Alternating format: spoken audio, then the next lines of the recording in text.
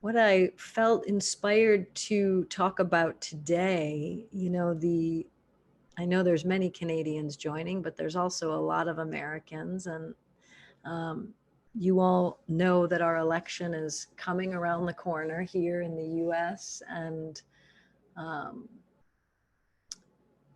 we only need to turn on the TV, whatever country we're in, or spend a little time on Facebook or engage even in casual conversation with friends or family members to see that right now we are living through one of the most divided times than ever before as humans.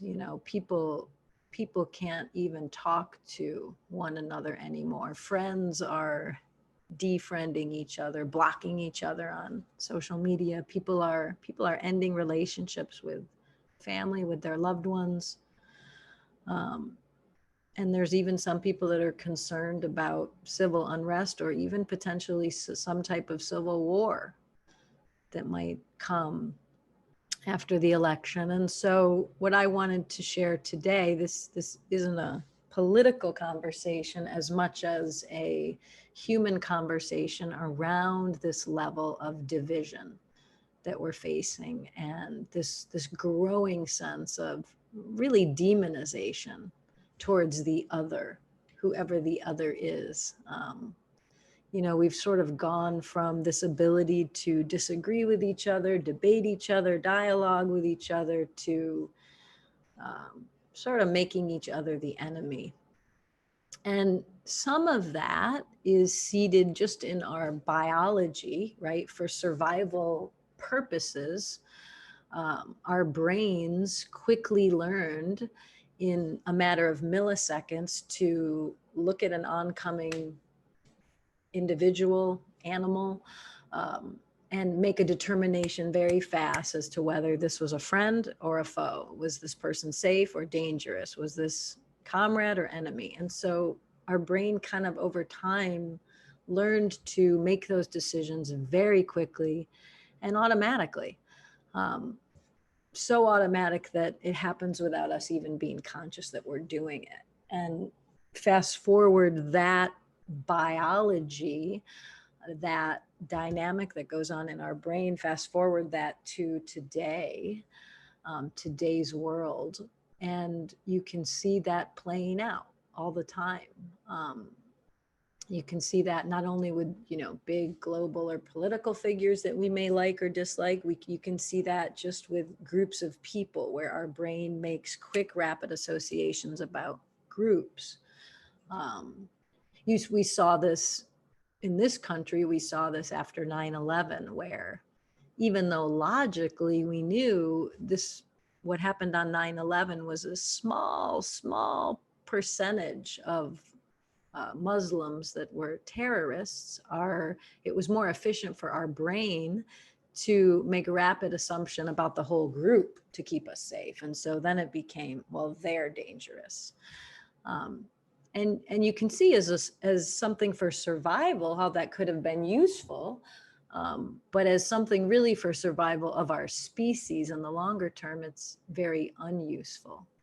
I was driving through San Francisco the other day to bring Kai to school, and I saw this very simple little sign in the window of a San Francisco apartment. It said, "Treat people like people." And it was just these 4 words, but it hit me. It just hit me like a ton of bricks. Like, yeah, we are at a collective level not relating anymore to our fellow human beings as people.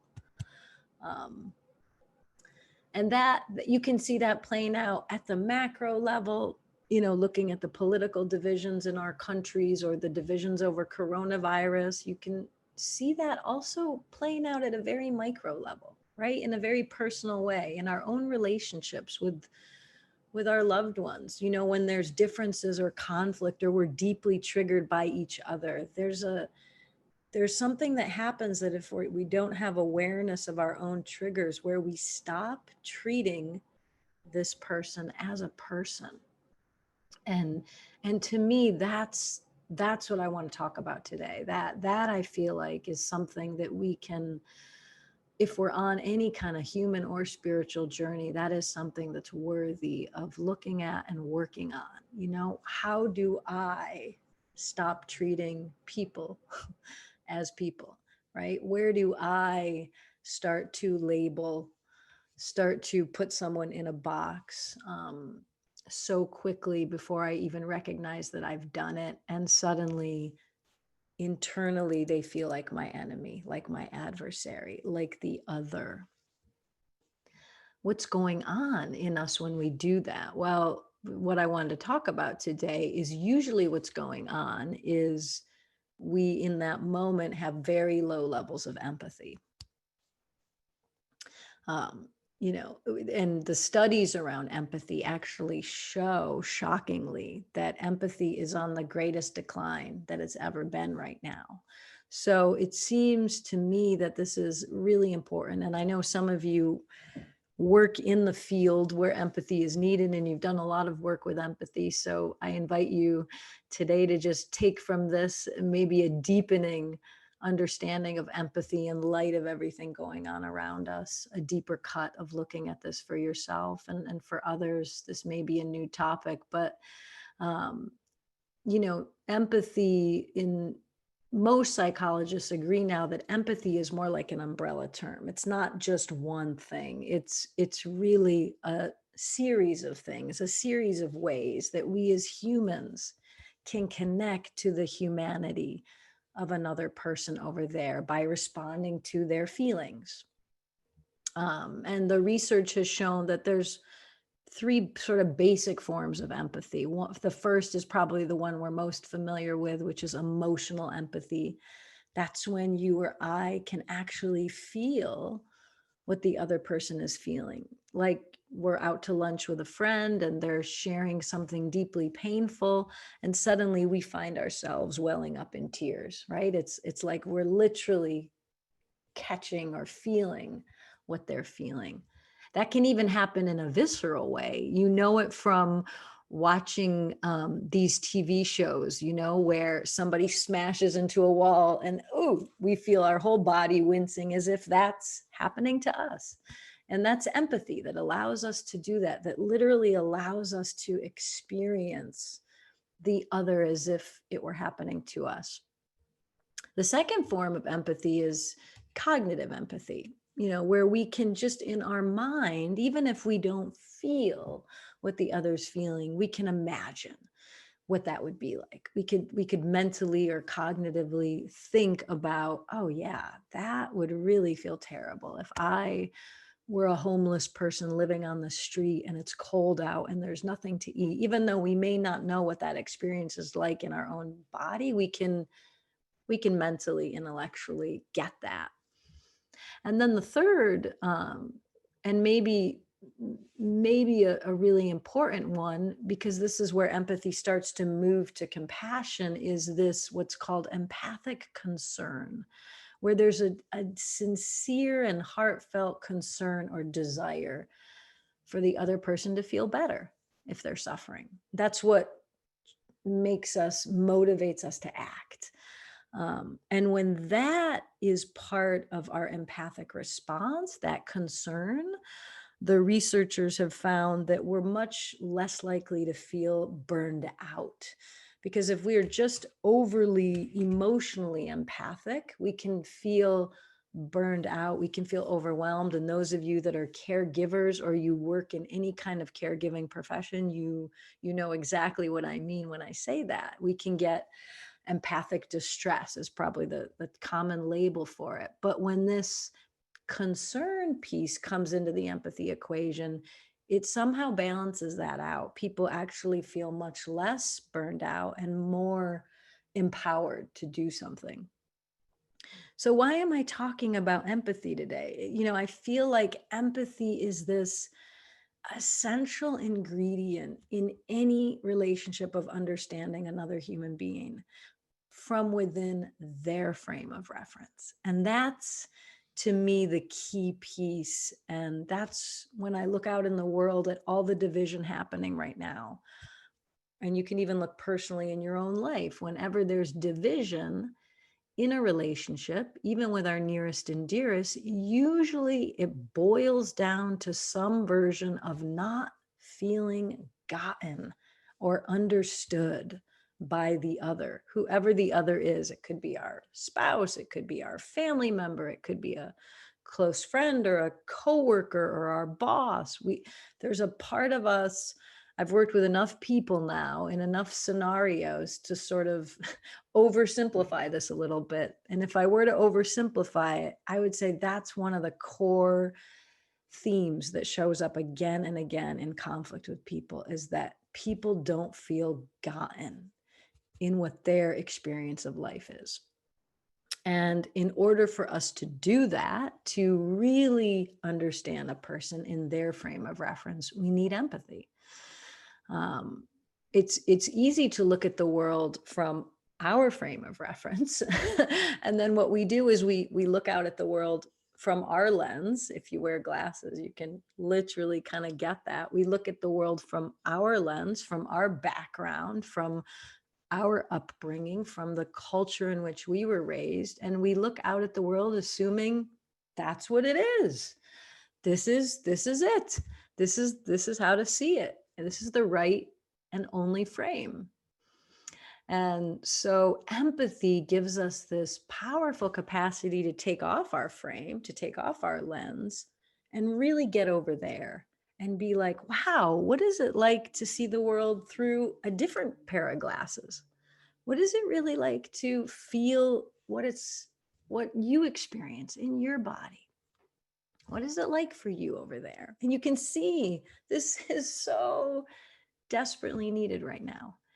If we're going to be able to transcend the global divisions, even the divisions with people we have in our own lives, our own loved ones, the practice of empathy is key. So before we go into the practice, I want to bust this myth that I hear sometimes that, well, if I practice empathy, if I really open myself up to the other, to their feelings, to their point of view, what does that mean about my feelings and my point of view? I don't want to just give those up. So empathy doesn't require that we bulldoze over our feelings or that we ignore our values. We may never even agree with the person that we are trying to understand. We may never, it's not like we're going to convert over into their viewpoint, but we can still be empathetic towards them. The orientation changes as empathy helps us connect to the humanity over there. That this person like us has basic human feelings. They may have very different ways of going about their life and very different ways of getting their needs met. And that's usually where the rub is, where the disagreement is up there.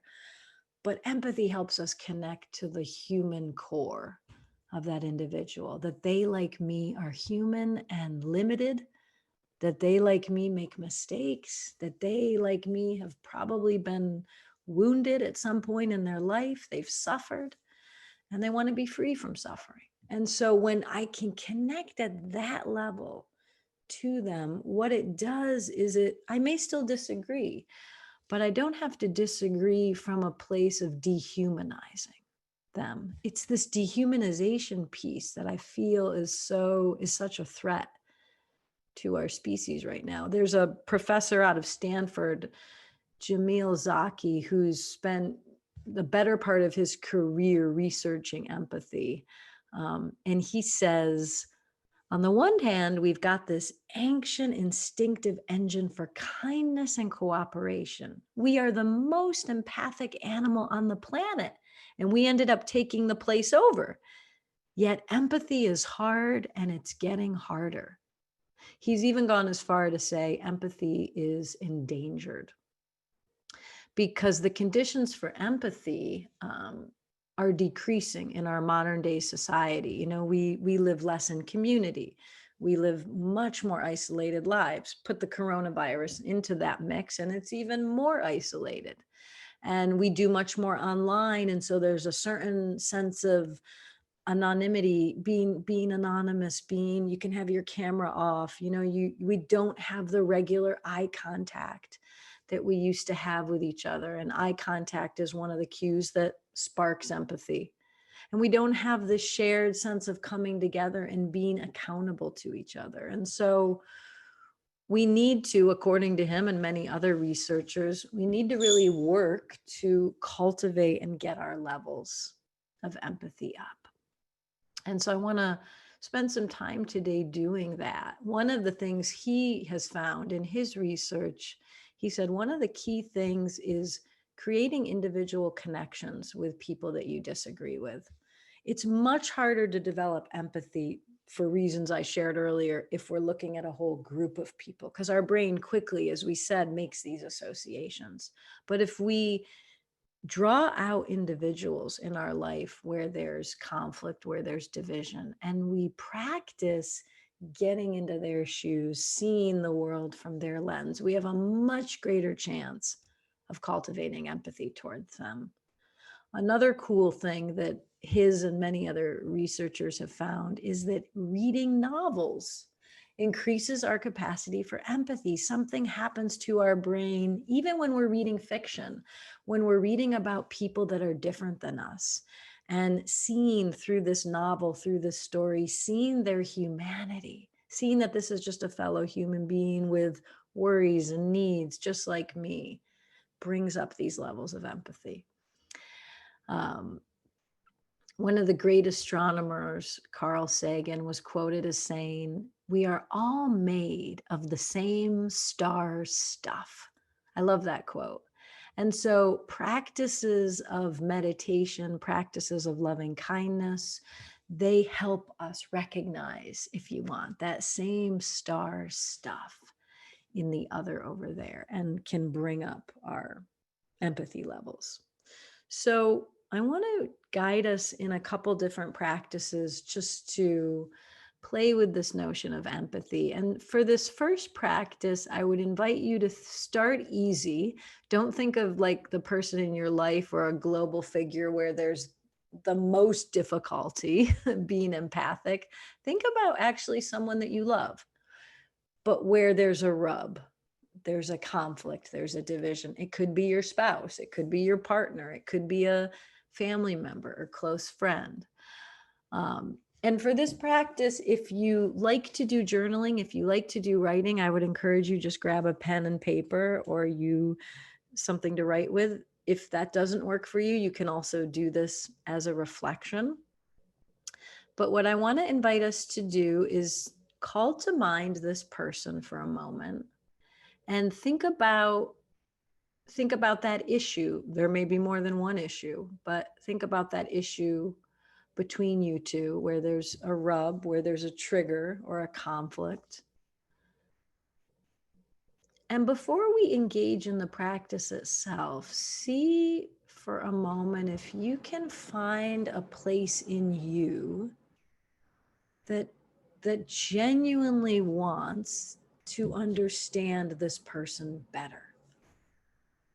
Usually out of our love and care for our friend or family member, we can access this desire to really want to understand them more. Even if this is someone we've spent 30 years with, we can still probably understand them better.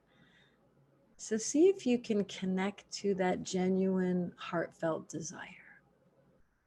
I really want to let go of my preconceived notions and try to get over there and get you.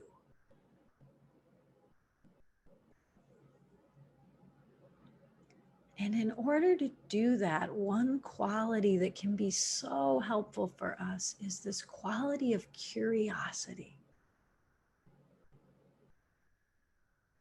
See if you can connect to almost an innocent curiosity towards this person. Before we're going to agree or disagree with them or make them wrong, can we first be curious, genuinely curious about what it's like for them over there? So once you're connected to that desire to understand them better and this quality of curiosity, take a moment to reflect and literally invite this person in your mind's eye to share with you, how did they experience this situation, this issue, this rub between you both? How did they experience it from their own shoes? So pose that question out to them using your imagination and the gift of your intuition, and just tune into what, from your own inherent wisdom, what comes back. Asking them, tell me, I want to understand how you experience this, how you live this. Please help me get to know you. And whatever you get, whatever information you get, just jotting it down on your paper. The goal is to let go again of our lens, set our lens aside, and step in, even for a moment, into their frame of reference.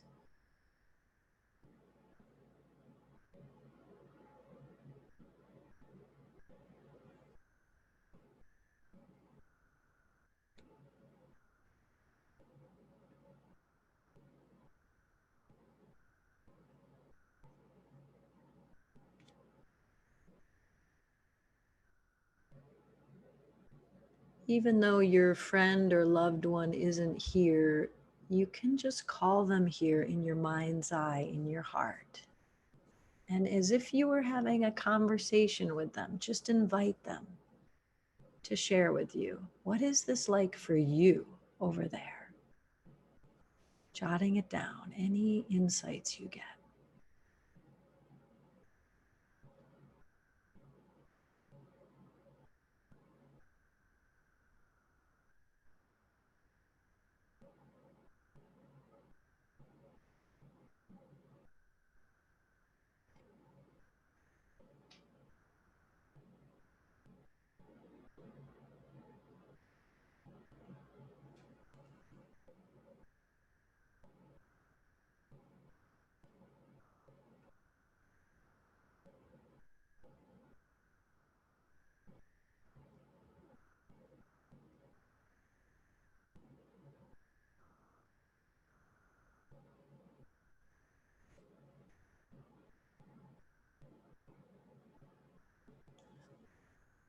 Keeping your awareness on your own filter. Notice if you tend to judge or agree with or disagree with. Just noticing that that is a natural habit of mind.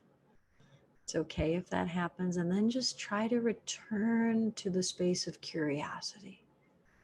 Help me understand you better. What is this like over there for you? Just taking another minute or so for that.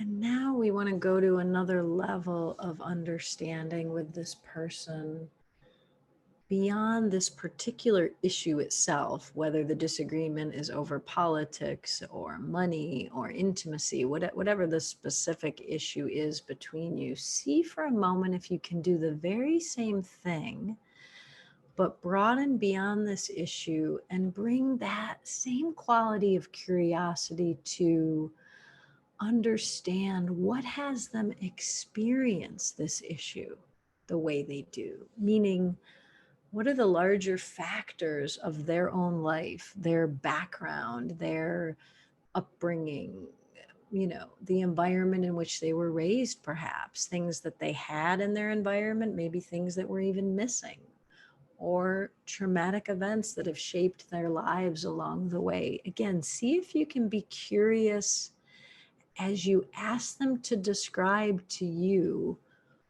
what has you see the world the way you do. What is it? What is the background that you're coming from that shapes your point of view about this issue? Again, being curious and posing that question out to them as if they were sitting right here with you, and then writing down whatever insights come as you do that. Just taking a minute or two.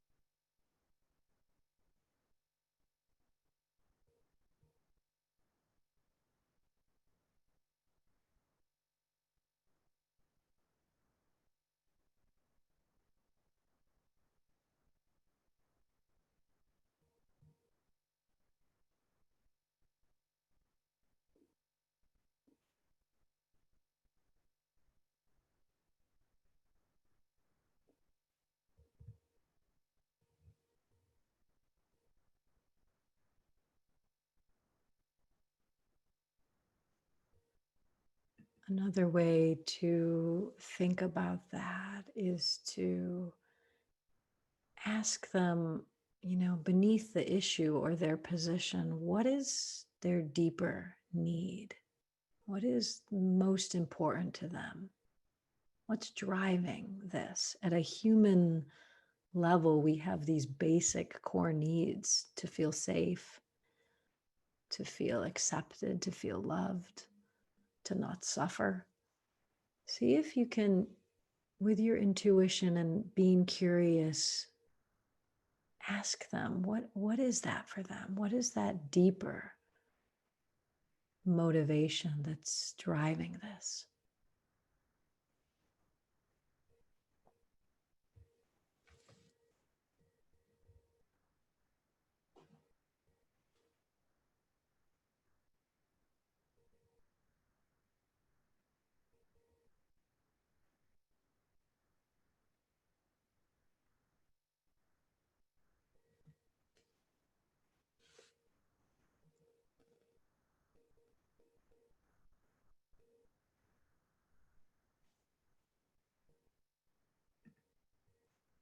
So,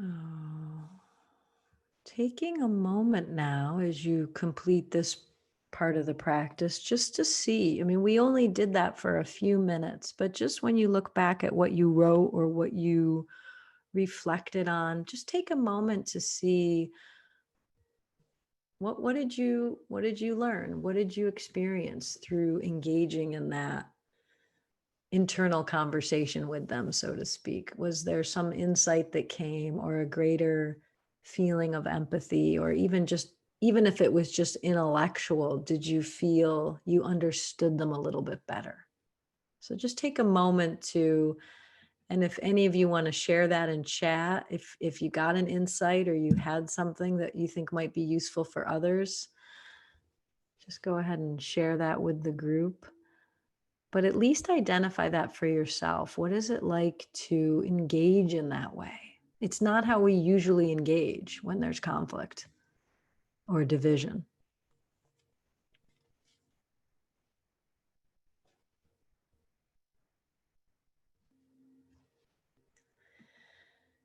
Good. So that is an exercise. It's a very simple exercise that I believe builds empathy.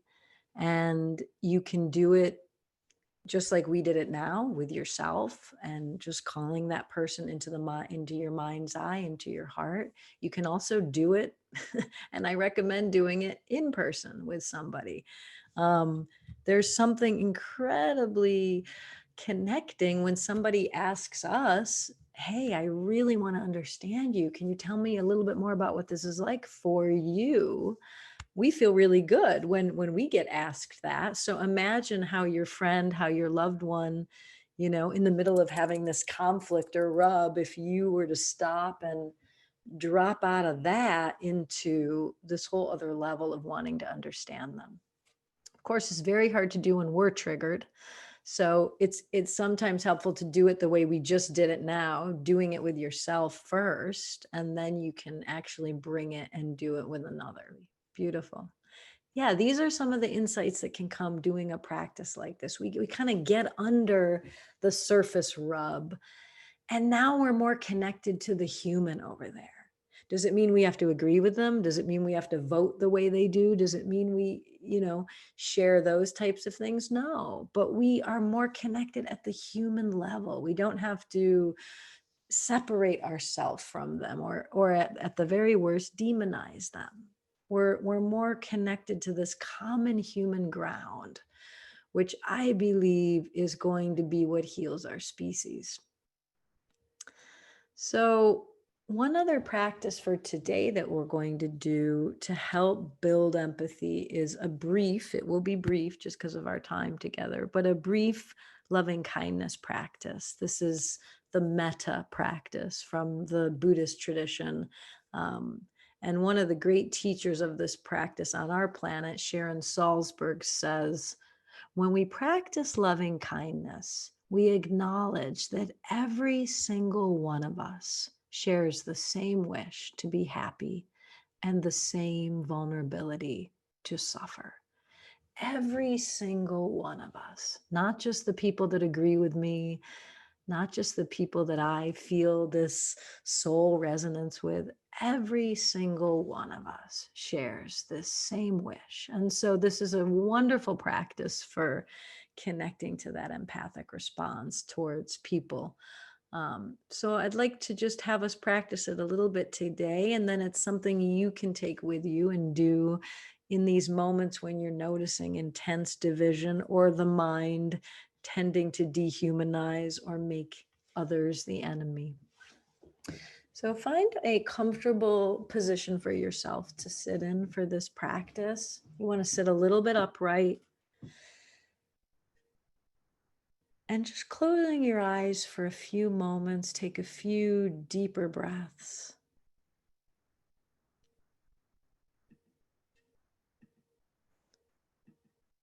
And if you can, direct your breath and your attention down to your heart center.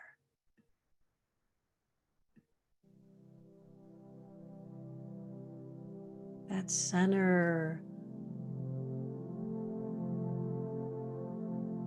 that was probably awakened in you just from doing this last practice that we did.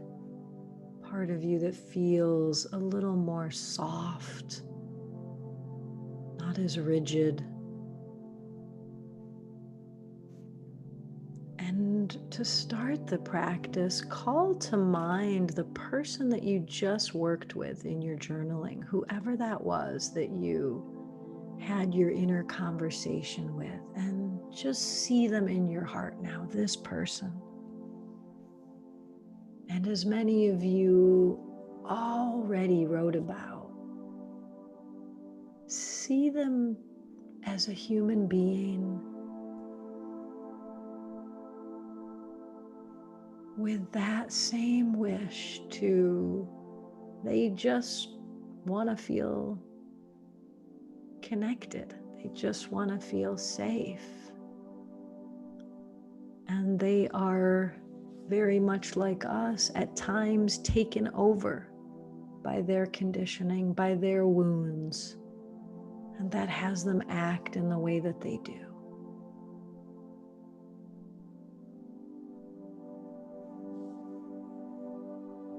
And we practice speaking these phrases from our heart to theirs as an acknowledgement of this basic human condition that we share. So if it works for you, just repeat these phrases that you hear me speak to them. May you be free from suffering.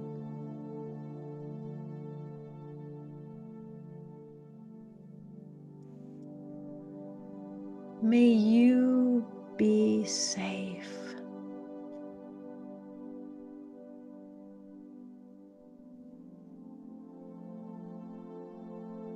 May you be happy.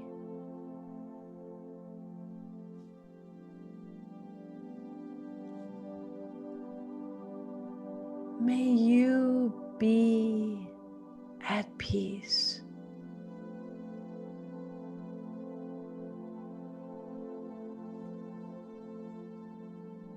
Taking a breath into your heart as you allow your heart to soften to the humanity of that loved one, of that person that you just worked with.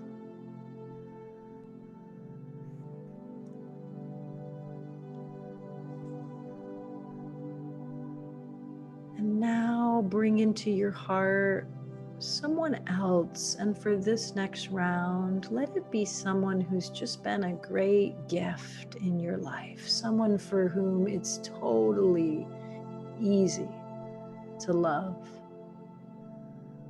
Could even be a pet,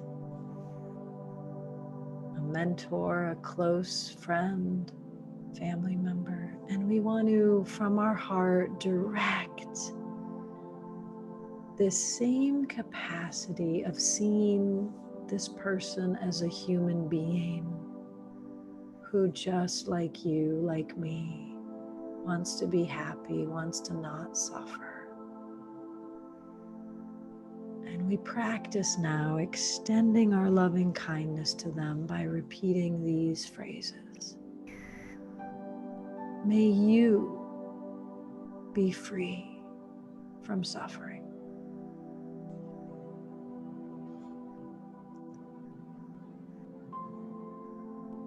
May you be safe.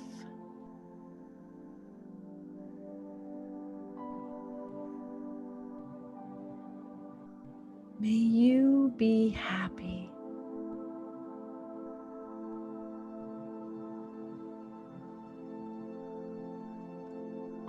May you be at peace.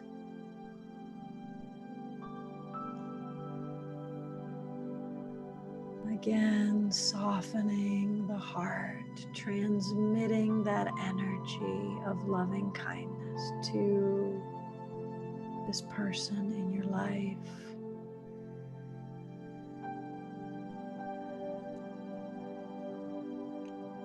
And now for the next round, if you're able to, bring someone with whom you have a difficult time extending empathy or compassion towards. It could be a personal relationship. It could be somebody on the world stage, just somebody that you have had a really hard time with. Doesn't have to be the person you've had the hardest time ever with, but where there's been some difficulty. And as you think about this person now, I want you to imagine that inside of their body, you could, for a moment, see the child that they once were. That little baby that, just like you, came into this planet longing to feel loved, to feel safe, and probably something happened to this being along the way. Life wounded them, and it caused a veneer, a persona to build up. But just for a moment, let yourself see that under that persona is a human being who, just like me, just like you, wishes to not suffer.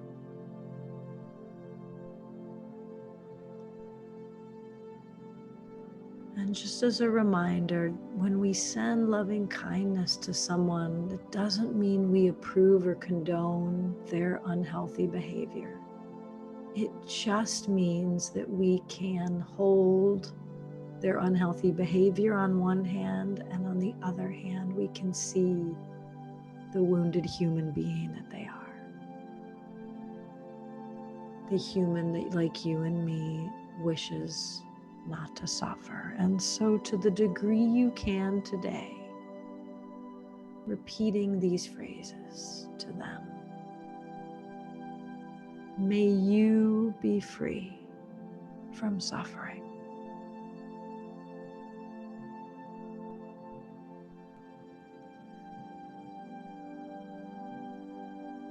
May you be safe.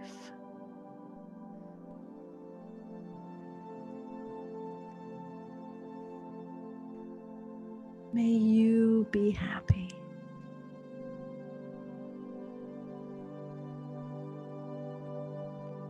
May you be at peace.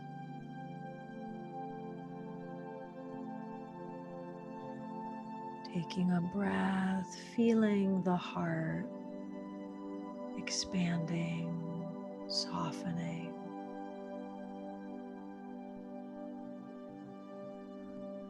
And to the degree we can now, opening up our awareness to all beings as we send out loving kindness to this great planet and all creatures on it.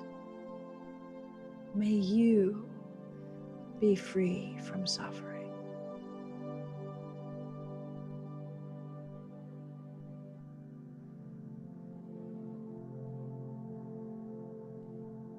May you be safe.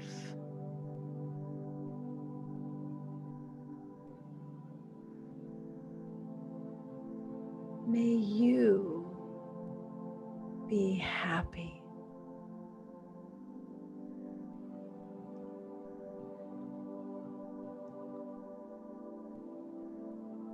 May you be at peace.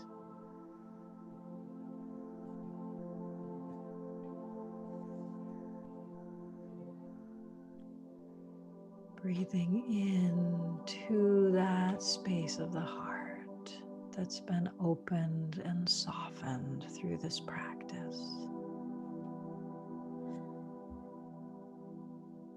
And we're going to complete this practice with wishing that same loving kindness towards ourselves. And so I'm going to invite you to grab your little water for the water blessing. And as we bless ourselves with this water today, let's bless ourselves with loving kindness. So as you dot water onto you, just repeating these same phrases to yourself. May I be free from suffering.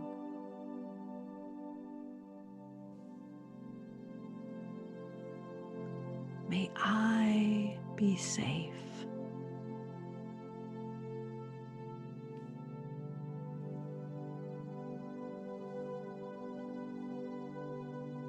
May I be happy.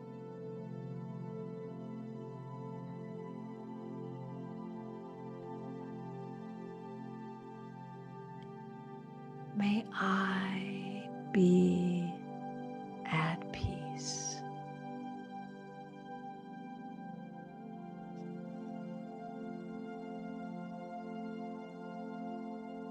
Taking a breath and just for a moment holding yourself in that tenderness of the heart.